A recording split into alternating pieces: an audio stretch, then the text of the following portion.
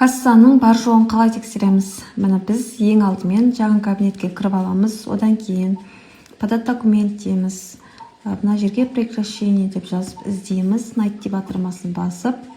Міне осындай налоговое заявление о прекращении деятельности деген шығады, осыған кіреміз. Қазір ашылсын, міне подать деген батырманы басамыз. Сәл күтеміз осы жерде.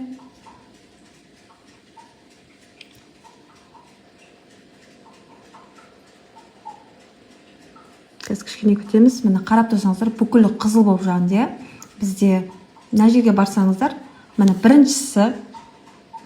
біріншісі бұл кісіде касса бар деп тұр, имеет ККМ деп тұр. Олай снятие жасалмаған, заявление жіберілмеген деп тұр. Снятие жасауға кассасы бар деген сөз.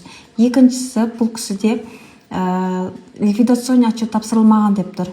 Екі причинасы бар бұл жерде, ИП-ны жаба алмаймыз деген сөз бұл.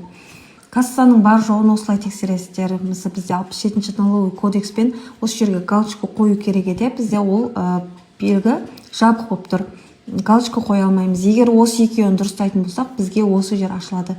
Не себепті жаба алмай жатқанымыздың причинасында осы жерден көруге болады.